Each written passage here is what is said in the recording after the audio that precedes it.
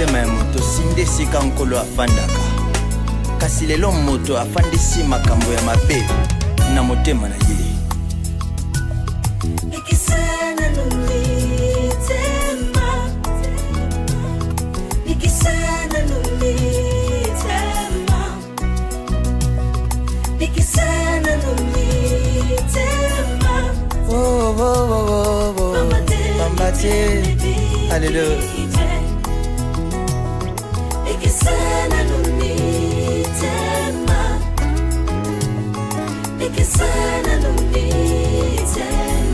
Mitema ya bato Nikisana nulitema Mitema ebikite Alléluia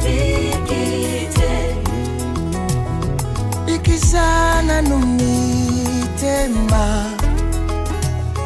Ikisana numitema ya bato Ikisa mitema ya bato Ambate miteme bikite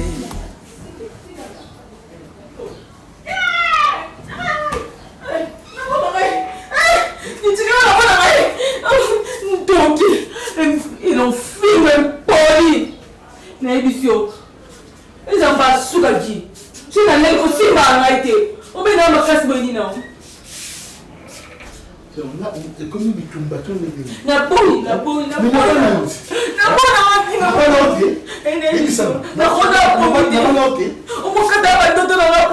Est-ce que moi, j'ai raison c'est quoi ça? Pourquoi tu me refuses? Pourquoi chaque fois tu me refuses? On est bien ça ce qu'on est.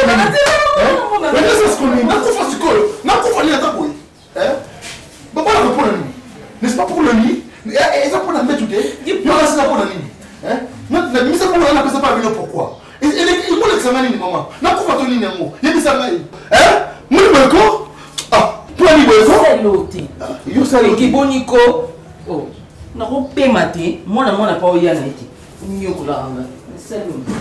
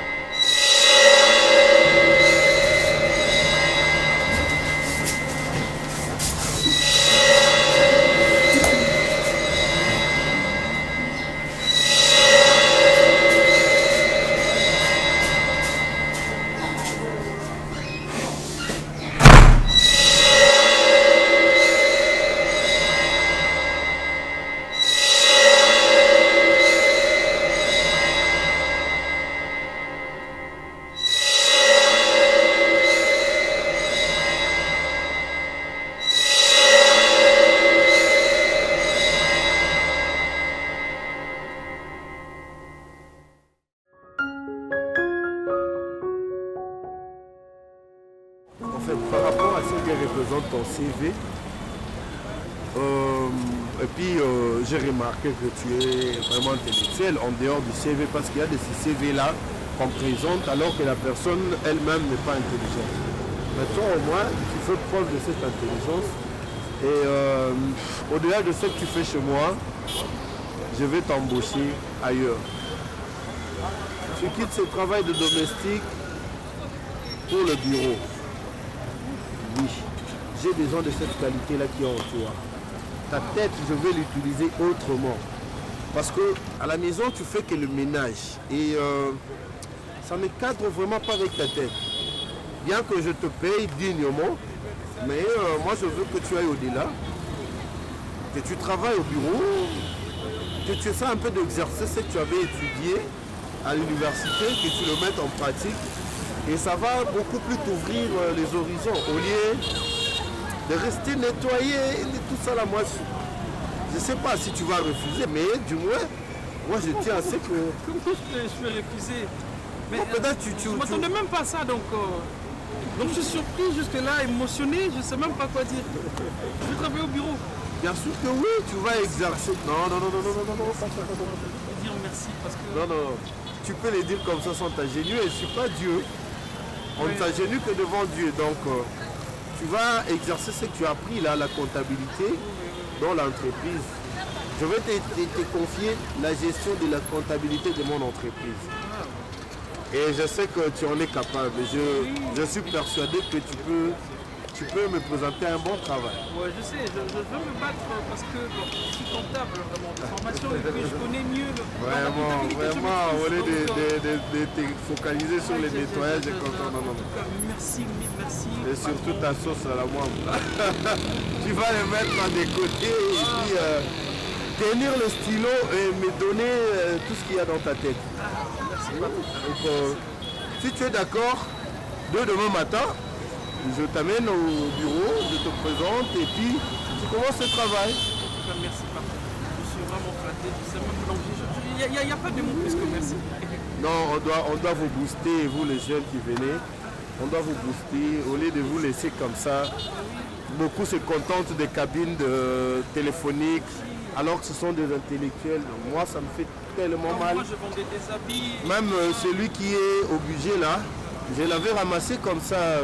Il était en train d'opérer dans une cabine téléphonique. Je l'ai pris en parlant en termes avec lui. J'ai compris qu'il était intelligent et aujourd'hui il est là, il travaille et il gagne son dû. Donc comme toi tu vendais quoi? Oh, des habits en Milan. Bon, j'étais comme ça. Des tombola comme on dit. Bon sang. Non mais nous on est là, on a créé des emplois et c'est surtout pour vous les jeunes. Donc dès demain matin, je vais te donner quelques habits pour que tu te présentes bien déjà. Pour qu'on ne sente pas que le patron nous a amené quelqu'un qui est ramassé là-bas.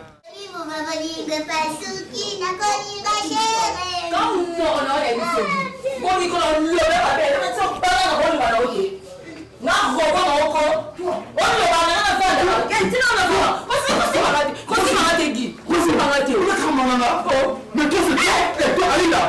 Toi, jamais fait le soin d'un côté. C'est quoi ça? C'est quoi ça? C'est quoi ça?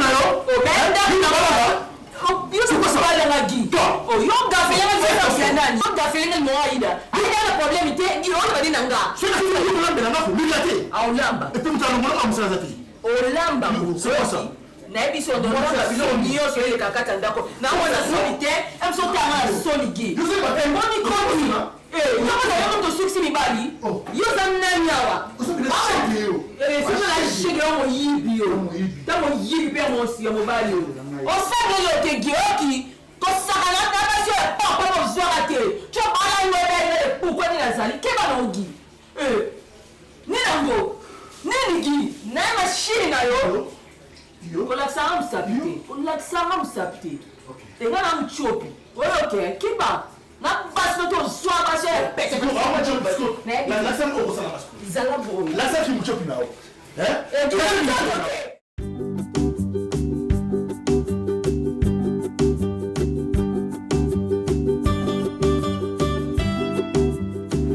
Voilà, là c'est notre réception. C'est ici où on enregistre tout visiteur. Tu vois, il y a la machine qui est là. Dès qu'il est là, le visiteur, bien sûr, on l'enregistre et ça entre dans les systèmes. Donc tout le monde qui veut connaître la personne qui est venue nous visiter le verra sur son ordinateur. Donc là, tu es chez toi, sens-toi plus qu'à l'aise. Familiarise-toi avec tout celui que tu as trouvé ici ou toutes celles que tu as trouvées et surtout que tu as ma protection. C'est moi qui t'ai embauché, c'est moi qui t'ai amené dans l'entreprise, d'où tu dois te sentir vraiment très à l'aise. Hein? Dis-toi que tu es chez toi. Je manque de mots, j'ai dit merci. Non. On doit utiliser des qualités. Je ne peux pas te laisser comme ça. Un jeune homme comme toi qui a étudié, un intellectuel, te laisser faire des travail de bobard. Non, ça je ne pouvais pas. C'est pourquoi je vais utiliser ta tête.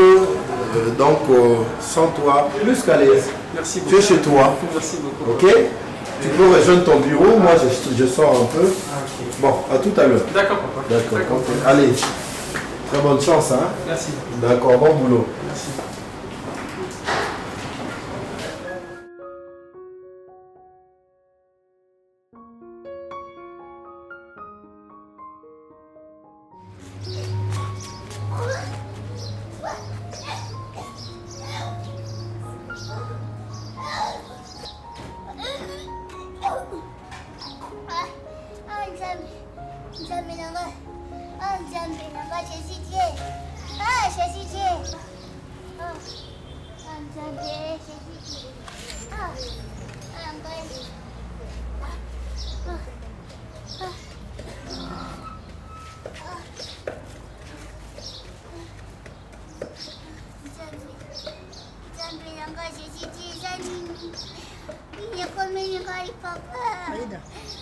Aida.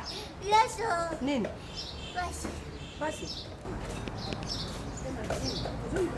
Depuis quand Lango ile longo. Nalia note pandato. écouter on a comme une Bon, il faut que je l'on a pas. Laisse-moi poison, hein. Naza poison. Mucha balesa poison. allez sous poisson de Na bokaki. Aida. Aida. Ba kusa mwana mketi. Mama. Kusa mwana mketi.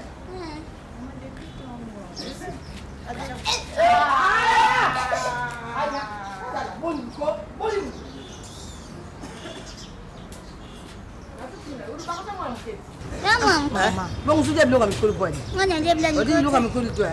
Yo katinga na zambende. Ali loka mikulu ni mikulu. Ah, yo kundi bakate. Boni ko. Ni mutadoka. Msanga salsité. Ils sont sages. Yo bon le kisi depuis ton kabwe mama. Boni ko. Boni ko. Ko to to wana. Sasa kabate. Oh, boni musora be defo banda.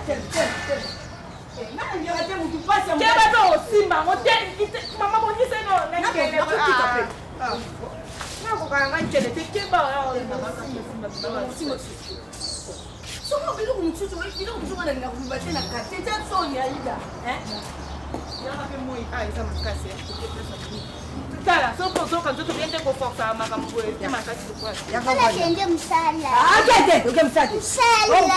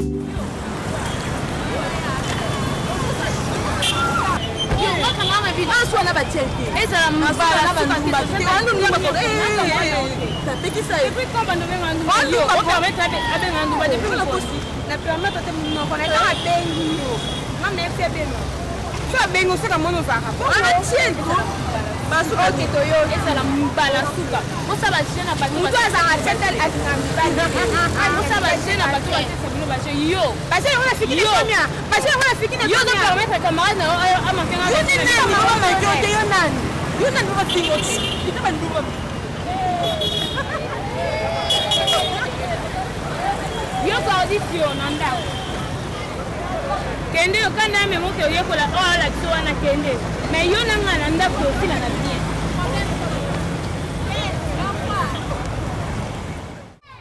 J'ai mis ilo na sana ngwa na ipsao. Isa nkutula graffiti. Kuna mwasi. Oui, on est dans la boue. Eh. On est là, 2 minutes. Na yebitu. Me yabo linganga. Na ebisio. Ntema ile bisanga moishe yaje wale kwa kufa matako kalukanda kwezika mama Nathalie Zidala Yo bena mama Nathalie na yebena mama Nathalie na yebena kecha Holland non que tu le comme kecha Holland kecha za mommy ça kwa belfi na ko kecha sola za na social sola na asoya na bato esinga bina aita Monica Mbo mais le bal comme kecha na j'ai mis non le bas il a le coup de sa manière non comme manière o kanini manière Manezi. Manezi sio mtaza nini za maneno. Nina sawa. Tumatisu kwa uzanga tu yuwe. Na uzanga tu yuwe.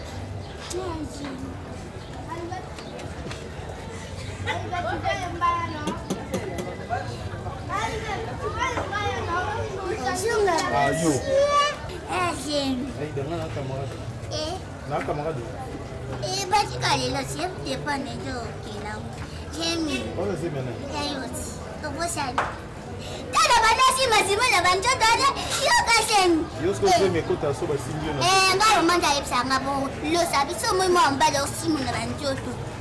So simba simu na banjoto seke tena mkozi. Yo ne babenga fia epis. Fia bolingo. Akadola. Baby kendai. Nani? Baby kendai. Baby kendai. Bisa madore. Wala. Ya pena keshi. Donc Aida, eza mbala suka na camarade notoki. Mais ngana to sala nini ko zwazemi? Yebsa ndo to sala. Simba simanga pato wana simba. Ngana simba. Osiko. So yo na biso mwasa zwazemi ka so basimbi ye. Biso na manaka. Nena za boso na simbi yo. Ngwa ba mwana mtori ngwe. Banga deja bwe. Ngene deja bwe. Mais super goût ba ça super goût zanga. Eba sondu. Tiba sa sondu. Nga. Kana na lobi na ngaka zeno na zero yo. Oh mata obambana. Oh sala soki nini? Jeme jeyo. Bato niya sabatu na ngasheme jene. Ise shego. So ba tunyo se mese na. Ya shego. So ba tunyo ngana kati na ngana za ndeni o expliquer ni po mona. No, so ba tunga. Na ba sa mwambai.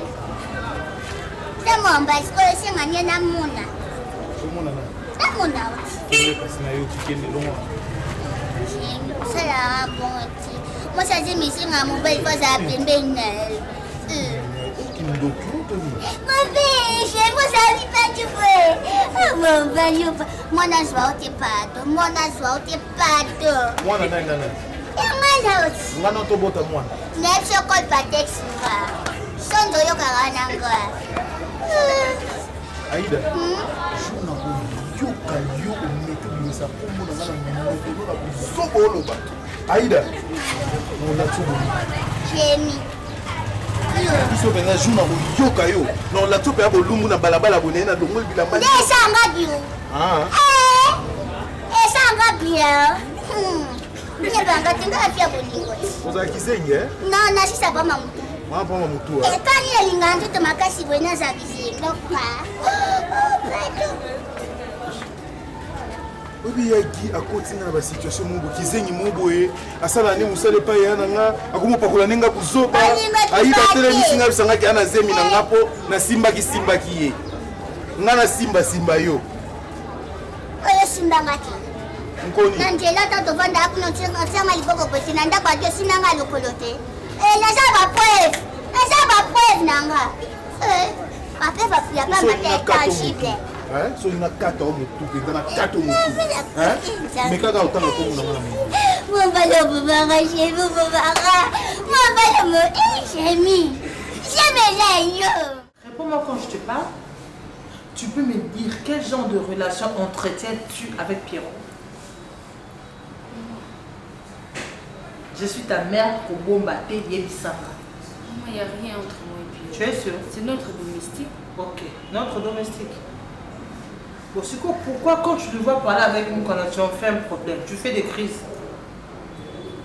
Nous quand nous allons à yo, si nous avons sur la Pierrot, nous on a ma baisse parce que yo tu as toujours dit à vous quand il faut considérer nous sur appelle ça sur valeur. Maintenant pour une fois, pour une première, Moukania qui valorise un domestique, un moins que rien. Toi tu vas en faire un problème. Au contraire, comme on a dit que nous va consommer, on va faire ça avec nous. Maman, c'est elle qui harcèle Pierrot, maman. Moukania harcèle Pierrot? Oui, maman. Tu es sûr? Moukania a harcelé mon amsala. Mais Pierrot me l'avait dit. Pierrot! Maman, qui n'est pas confutée qui l'attend. Ah bon? Alors, ok. C'est Moukania qui harcèle ces fameux Pierrot. Mais il faudrait que tu puisses qu'on envoie une manière, non, Dada. Osa Yaya. Si ce papa n'est pas là, si je ne suis pas là, c'est toi la responsable de cette maison. Vanessa Moukana, Gangena, j'étais toujours du soir, mais si maintenant vous bête, il a Moukana, vous avez quand d'argent moulay. Maman, elle est devenue trop même impoli. Trop impoli, les mal avec toi, tu es trop douce. Oh, Amadoua, bleu, nyonso. Le collègue, ça te l'extra. Et c'est pas bon. Et c'est pas bon. Vous aurez un service dans Moukana. Tu ne rends pas service. Pour ce Seigneur, on bête jusqu'à la faire saigner comme une chienne enragée. Mais des fois, quand je me réserve, j'attends à papa, nous sommes béquilles, à l'ingraté. Raison pour laquelle j'ai toujours des réserves et des limites. Mais toi, tu es sa soeur. Tu dois être un bon exemple pour Moukana. Nalingi biloko anate. Nalingi te. Pardon. Qui met en ananda kunanga. Nalingi te. Nalingi te. Moukana soit seul, ma belle, j'étais toujours dit faut bêta. Alek na yo. Cette tâche-là, elle a grandi. Non, non. Non, non. Moutou soit, comment il sait qu'il faut qu'on la nuance. Il y a de quoi là, on va la traiter comme une gamine. Ceux qui ont un cool et doivent se comporter comme tel, comme une adulte. Tu comprends? La ligne a problème, la ligne et puis Pierrot a c'est vrai qu'il t'a dit que nous connaissons en train de la harceler. Donc c'est quand ça continue, je vais le mettre dehors, je dirai à papa et puis il sera viré, hein, parce qu'on lui a dit, on va se mettre la balle. Moi, si je ne veux pas être ça va parce que c'est mais puisque ceux qui ont mené avec ta petite soeur, tu n'aimes pas. Il te dit que non, c'est vous qu'on est en train de la harceler. Lui, c'est qu'il parte. Comme ça, aux autres, qui bon, on ça. Donc, quand les autres traités, ça ne me plaît pas quand même. Moi. Il a ses grands, il a ses frères. Mais pour une première fois, nous avons respecté Moutou. Un moins que rien, un simple domestique, pour moi, c'est pour une première. Et moi, ça me réjouit. Comment on a que pour une première fois qu'on a respecté, à plus quand même Moutou valeur. Tu vois, la limite, nous, qu'on a dit, dès qu'il sera là, peut-être que nous, maman, a besoin de toi, je suis en haut. Moi, je ne veux pas que Moutoua Kota assume des ordres de Vinaka Tiaba. Non, non. Et puis, j'en parlerai à votre papa. Aïda. Aïda. Aïda. Maman. Bon, je l'aime pas. Naza kamala dabi. Naza kamala dabi. Nazo tuna bi. Ngana yiri yo kenda musala. Okum kuzunga wana mupaya mususu. Nana tiyo mupaya wana. Ngoja baba yake. Oza mupaya ni bunguro oza mupaya. Tadunaka. Aïda lamuka. Nusu. Lamuka na suba makamisa sérieux. Pardon na bundi na kumba Yesu basia. Pardon. Avant que nanga bato baba yuka kibatio libu. Batio libu. Asa libu ndeza wani. Abati yezi. Yongo za bekati. Asa zimeza wani. Aïda. On progresser. Wana nganga te. Na buna nganga udubo mama nganga kamingi aluba kamingi na ina aluba. Nani angrosé? Banda te. Banda te tu pa buni kuma opa yema be. So ba boyeto. Baze meza ba tata ndeza kala baba. Fier na kanga te pwani. So ça c'est mes déjà baze meza ba. Aïda. Ndeko za boyu kila kana fi ou bien bandi na maloba. Na sutuna yo eloko yo batari nyena e awa ya nani? Boni bukonga naza mukulu. Nazumona yango yo. Ezula kitsa yango yo. Kala. Osa mtobota kala. Ko sa ba samle ko mama na mtoma ndoke na ko ka mibali kuna. Yo na semi na ndako. Mama na kubanga. Boni batambunji bozala. Problème te ya ngai. Yibisa ngai. Batari meme awa. Ya fini ngomoni yango na oma. Tabia batari wana zana kati mkuru ni nani? Aïda turba na malembe na riti na nganga bato ba yuka kutina kama mnoguru kula sapo ya bikite. Ayuki Luba nani atiyo serge wanu zana kutala pengaite upoku mchaka febre. Luba nani atiyo iluku zana kuna kati. Luba beba na msala to futa ndako ndege. To suka. Na jamu. Ngala lubuzo koni ujamire. Luba uzape mtaba posa. Na ngalo kwa ijeri. Yena. Ijeri po bandakala. Na Santa Loma ponai. Ngaki mingi palinga nga masala samba. Nina omondela. Nande makambe kendele. Ijeri. Puis ça soit talinga na misu ngapi na tali na misu. Ilo mwisa kati wana. Nde ozomonela nani kasi. Najuwana ndakanganga zokanganga silingali pekala. Problème te merci. Ezeyu. Ezaye. Ndoke na musala obakisa musala musu ya butu ya bwanya. Ya bwanya batamaeli. Ya batama makulu Yoke na musala ya maboko me kuno na musala ya makulu. Makulu ya Ezaye. Kasi Ezaye nani? Ama yukwa. Izakaya. Ye nani nde problème est-ce que tolo suka wana nde nani boni muzoka ko tena aji no bukumi usedi déjà pronto kumu pronto na mbali kumu pronto todo na aji na yo Nani tozazemi wana toyebi sikoyo kolo nango nde nani siko verse mkolo nani Zeri. aida kosakana biso toyoki na bambo Aida yebi na beta okale na kuka bena mungu na mwana na abimi kaka sikoyo useta beze ma so dite na pane yango loba so dite na pane yango loba makamon luba ya nani atiozimi yo jukile kusala musala adukenda na musala maboko ukumi na musala makulu na boya ki ba kosala de gongo libano loba pete yo na ntosinga Ezeyu. Aida ozusana nani omu nokuzote kwa tirbushi ozusana nga Ya itaje machini. ha Jeremy wapi Cheni ika. Ya gui. ya Ya gui. dio wapi oya patron na Ulipi kombe de ginafi. ayi déjà mwana mabe Mama bete sabomu na santa kwa Ezeyu. ozusante ndazulobake ozuyiba teke me ozusante Na yebi ke meno santi. oyebi te to oyebi ke eza ye Nandi mate meno santi que Ezeyu. kone mubandaki kufunda basiene espero nyonso ti bukomi na fondation na jemi te mama be mailoko te oyiba pete Ke na santi kwa Ezeyu. aida ibemene mama ofingi te boni boyeko bemene okufata kokufa te yoki Mama. osaka na ngai oyibi ya mama atika mama tala luba tika azoliona satima ya Jeremy eso yebi ke oza minere oyebi ke Jeremy bakanga ye okuma kosaki ndobika efobo kulasumona mabe mama bilo mosusu aza koko na ona olingolinga te alungu abatele koko na tele atele biso mpo kutu toba kuluka mabala te yomo kutsikotukubayinda otomona te muteli tukenda kubeba yinda basanja biloko mibali mbala moko te tia moko tika obandela nde ye te Jeremy ana nde sikoda koyeba biso koma ye akokozwa moto aza double problème na moto ata ye moko azorefléchir mpenza nakomona mwa mobala nomona garso kitoko me ananda bakizengi eza oza na posa oza mosala oza tumwati na ndako ozokende kuna ndi kutikala mwana mabe otuya lokola musantu toka notulia biloko mikuluka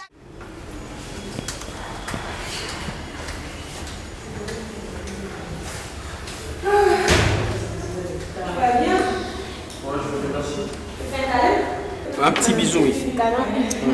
Papa est là? C'est moi la plus importante. Bah, je sais pas, je l'ai pas vu. Ok, parce Mais que... après, je préfère te parler. En fait, Pierrot, ce qui est sûr, moi je t'aime. Tu me plais beaucoup alors. Tu peux me laisser passer, s'il te plaît? Attends, qu'est-ce qui n'est toujours pas chez moi? Tu veux que je commence à me maquiller comme ta pétasse? Quelle pétasse tu parles? Je sais pas, donc. Écoute. Moi, je dirais ceci. Déjà, avant, tu me faisais des trucs pareils comme ça. Tu me dérangeais et tout ça. Là, je t'ai domestique. Je te dis vrai, mais non, que moi je t'aime et je veux qu'on sorte ensemble. Qu'est-ce que tu ne comprends pas? Mais tu m'aimes, moi je t'aime pas. C'est ça? Comment tu ne peux pas m'aimer au fait? Bah c'est normal. Regarde-moi. Écoute, t'es trop belle. Bah je sais même pas comment dire. Maman. Maman, s'il te plaît, je travaille avec ton père. Ok? C'est le travail. Je suis pas. Non. Avant j'étais domestique chez vous, tu me faisais des choses. Et écoute, moi je parle. Je suis pas envie de ça, s'il te plaît. Moi j'ai envie. Je vais garder bien mon travail, ok? En étant avec moi. Non. Tu vas vraiment bien me sécuriser au fait. Quelle sécurité? Tu vas vraiment bien te sécuriser ton travail. Allez, ne refais jamais ça, ok? Si tu es amoureuse de moi, garde ça dans ta poche et puis je n'ai pas envie de ça, ok? Tu vas quand même tendre. Je suis tendre, je suis doux, mais je ne suis pas amoureux de toi, c'est clair, ok?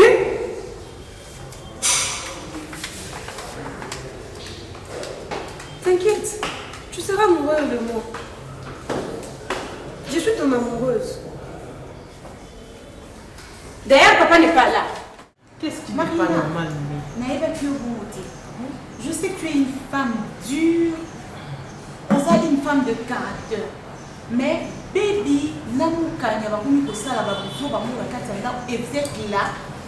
Aux outils kabango puis va continuer. L'autre fois, tu sais que naïe n'a pas bakomi parler, bazo discuter à propos ya mon bail. Ah bon? C'est pas non, moi je savais pas que bana basi on a déjà la ligne bimal. Je savais pas. Mukanya ça à propos mon bail. Ben moi je me suis étonnée. Nakatanda ya Marina. Ngakutu on a déjà grande fille, tu sais comment on est traité ma sokuti ngana moi mon bail nzela. Ba camarade nga ba mi bail kutu bando kanisa yo. Mon bail on a. Bon mon soin. Un certain Pierrot, je sais même pas qui c'est. Ah, le Pierrot dont tu fais allusion. Ok. En fait, je fais pas allusion. Bon, c'est le nom qu'elles ont cité. D'abord, il y a une chose que tu dois savoir. C'est Baby qui ne cesse d'harceler Pierrot. D'ailleurs, c'est qui c'est Pierrot? Pierrot, c'est un jeune garçon. C'est un jeune de ceux qui travaille avec ton beau-frère. Avec l'os? Ouais. Donc, Pierrot est éperdument amoureux de Mouka. Et c'est ce qui n'arrange pas Baby. Oui, bien, on va le baka. À tout beaucoup de monde à mon moukier. À ta bola, le PC, le cajou, le seigneur, c'est mon attend la maman à Mazar. À ta bella qui m'a dandeke. À ta zakina qui beka, yo moni passe, aux humains qui là, on dit, ni aïe, papi. Marina. En tout cas, les bébés fassent bébé comme la femme. Marina, s'il vous plaît. Je rêve. Ou c'est ma grande soeur que j'ai connue. Donc tu autorises la relation entre Moukania. Non, parce que Pierrot m'a laissé entendre que tu veux prendre Moukania au mariage. Ah. Ce que ça qui bloque Zoubanga dans la vie. Ok. Mais il a encore confiance. Juste parce qu'il travaille avec ton mais mari. Mais il m'a dit, Abisinga maman, j'aime Moukania. Écoute, Moukania, ça m'a moukié. Mais c'est ça, Marina. Moukania a 18 ans. Elle a 18 ans. Ben oui. Elle vient d'avoir 18 ans. Mais c'est ça. Et déjà, au PCA, avant, il y a encore Madame Mibali parce que c'est. Mibali était Moubali. Et qu'est-ce qui nous prouve que ce garçon est sérieux? Il est sérieux, rien qu'à le voir, parler de donc, il n'a pas de petite amie. Il y a moi, soya mon. Mais moi, le plus important est qu'il y a 20 ans assuré que on balle la moine. On nous a comme nous connaissons quoi, on nous connaissons quoi, nous connaissons quoi, comme ma bête. Mais quand il fait la rencontre d'un jeune homme là bien, un télo, qui sait parler, tu vois, moi ça me réjouit. Et ça l'a bien. Mais non que je fais ça, on passe les bébés que la maman a kimia. Je n'ai que Moukania comme enfant yo yebi. Tu parles des bébés comme si elle n'était pas ta fille. Ah ben mais c'est qui l'a élevé. Je n'en disconviens pas. Mais je n'ai pas porté dans mes entrailles. Namoukania, il n'y a pas de différence entre la différence c'est que je suis allée à la maternité. Na matin Nicolas gynécologique na poussa Moukania.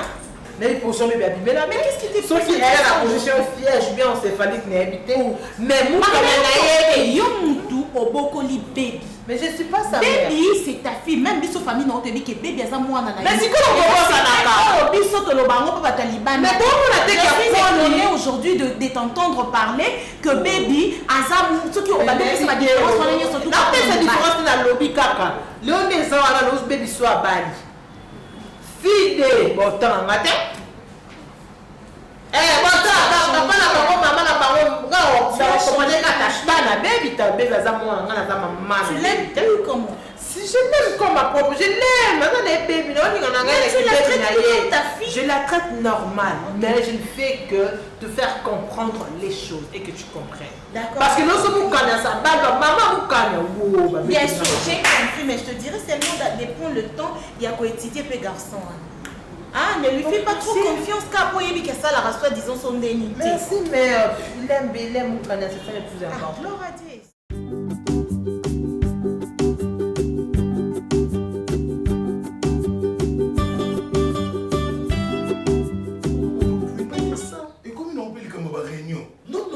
Et toi tais-toi. Toi, tais-toi. Comment je parle? Tais-toi. C'est quoi ça?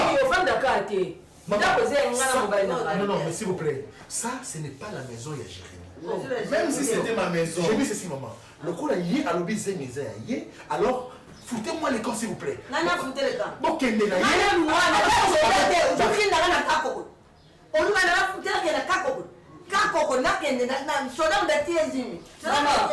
Maman qui va au mon makasi. Maman qui ndako comme un hôtel et comme sur la zé. Ah, kasi biso akona kokei, Jérémy na Ida.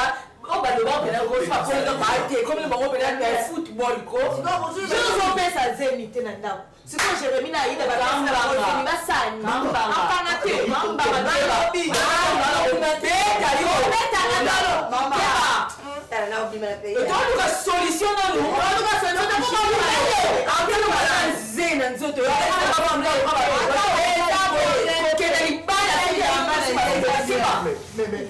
C'est moi qui parle. C'est quoi ça? Mais c'est moi qui parle ici, hein? Mais c'est moi qui parle. Mais Jérémy, quel niveau Sambusinga? Quel niveau Sambusinga? Aïda, moi, alors, il y a un lion de Tchézé. La solution à quoi fait ça? Allez, on a réclamé. On va faire ça dehors. Retournez ma tête, il va d'être au sol.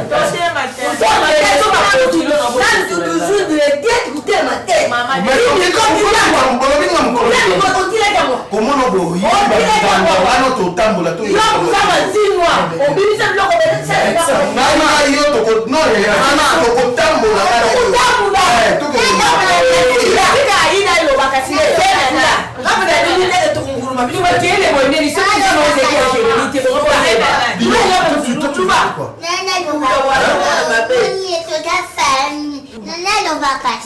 dis-toi, tu veux dire quoi? Namkolo, monisinga famille benda ni kota nake.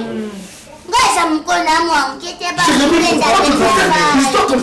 Naza nangu. Nazo msikake. Nazile ngo awa. Laisse na banda kusala. Jour wangu.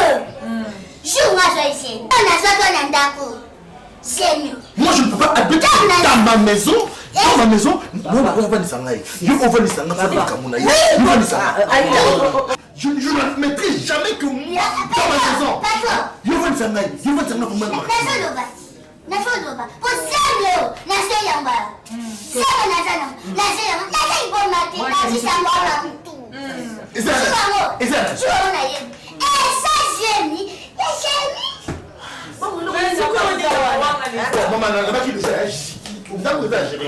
Alors, comme c'est le Jérémy, allez, Jérémy, prends Aïda,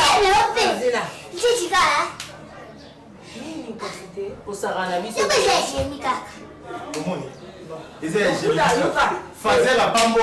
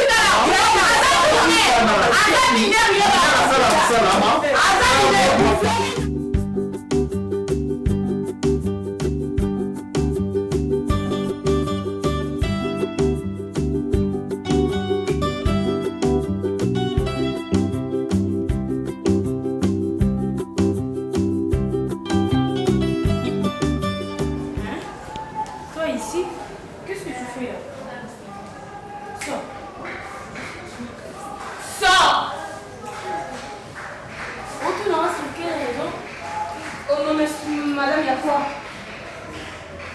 Non, mais toi, tu te prends pour qui? Ah, association de malfaiteurs. Oh! Non, mais tu te prends pour qui? Tu es là, tu trouves mon invité, elle est là, le mot du message. Mon invité? C'est mon invité à moi, c'est ma copine au fait. Il vient de me manquer de respect. Tu dois sortir d'ici. Ici, c'est chez toi, c'est aussi chez moi, ok? Oh. Donc, c'est seulement toi qui es le droit à la papa, c'est la même. La même. Qu'est-ce que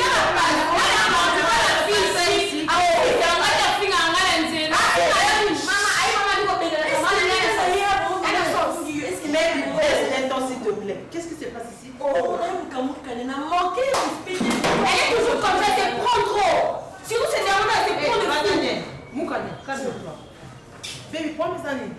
Maman, bano va comme ça l'embanda dans bango. Bano zoba, la carte de bombe à l'autre. Vraiment. Mais baby, tu te prends, hein? Pourquoi pas mon année? Quand nous avons la statue dans la femme du chef, et tu veux t'imposer dans cette maison en tant que femme du chef. Chef, on paie la monnaie, hein? Si on s'impose en tant que femme du chef, on a place en avatar, on a bébé au tika la bébé. Bah, pour finir, on est baligui. Et c'est l'autre, changer l'autre. Moi, dans cette même génération, bah, ningano. Mon ninga pas si on va ninga pas sa fille à ma soeur. Moi, j'ai une fille, sa soeur. Salut. Bon, je te prends, hein? Qu'est-ce qu'il y a? Non, bon, tu vas le journaliste, parce que moi, je suis dans mon nama. Il y a moi là, qui a un bon de la bonne minute, le bon de la carte, bon de la noce. Bon, du bourreau. Et on commence à marquer la voiture à cette belle, on fait des vacances, on fait des vacances, parce que Dieu dit toi. On nous a même pas chose d'un problème. Vas-y, mon amour. Tout un problème. Fais ça à ta honte, assis. Quitte la, je vais pas te voir. Quitte la. Les hommes qui étaient là, ils ont remonté. La femme du chef, t'aime pousser au pas disait un couche. Pourquoi vous me souhaitez pas si vous êtes bon là? Il me pousse à moi d'ailleurs. Bon Dieu. Où tu es? Si, c'est non, il y a une nasi sur ma aide. Assez une idée. Et à moi, on dit ça. C'est pas trop au monde, on peut pas comprendre le résultat. Mais si vous aimez nous, à d'autres, on a été mis dans notre comprendre le résultat. La fille que tu as trouvée ici, meilleure amie à Moukaya. Donc, on a lié à des cas financiers. Là, on a appelé ça qui est mauvais. Mais c'est dans tout un problème. On banne. Mais la fille banne, là, on y a un bon temps, on banne. Pas mal, on a mis colo, respect à la réciproque. Ils sont respectés dans le pays. Et pourquoi tu m'as obligé à appeler ça avec le son camarade à Moukaya manqué respect. C'est là, nous d'abord on peut s'en rendre compte c'est un manque de respect. Mais est-ce que dans le billet, Marina, s'il te plaît, Naïmité, qu'est-ce que tu as contre cette fille? Elle m'énerve. Ma réaction, non, ils ont qu'elle est plus loin. Elle m'énerve. Aux autres solo là, on le met là avec elle. C'est comme si tu la méprises. Mais je sais pas, je me demande qu'est-ce qu'elle t'a fait. Rien de mal, mais elle m'énerve. Non, non, yo moko tant qu'on a été dans mon canapé, la différence c'est la quitté. Mais la différence c'est que tu m'as cassé. Quand t'as la honte, tu l'aimes plus. Tu ressens la haine pour elle, mais pourquoi? Qu'est-ce qu'elle t'a fait? Tu ne pas d'accord. Nazo, quand tu penses que c'est comme moi j'ai dit, comme tu as dit, on va faire la tête. Ou à ça, moi, on a. Ça, c'est la peine au garde. Nous sommes morts la vie. Nous sommes morts la vie. Tu n'habites pas ici, c'est pas si tu es là. Tu vois que j'ai des livres? Pas pour rien dans le la vie. C'est ça que tu penses? Quand tu ne connais pas la chose, quand tu ne maîtrises pas la question, tu te tais. Mais tu viens de... Tu te tais. Tu te tais.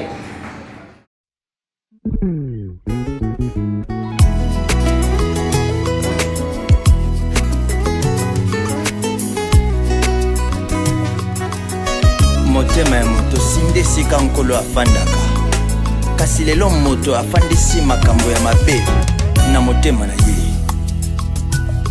Nikisana numitema Nikisana numitema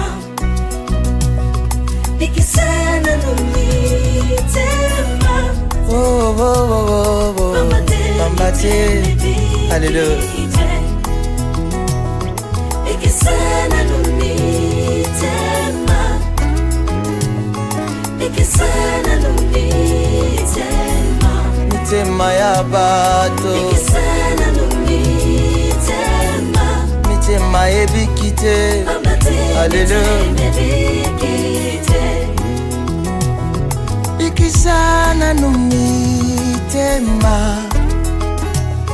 Ikisana numitema ya bato Ikisa mitema ya bato Ambate miteme bikite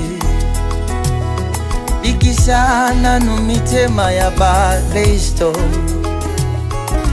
Ikisa mitema ba yenge bene Ikisana nu mitema ya bato na yo pamba te miteme bikite allo Ikisana nu mitema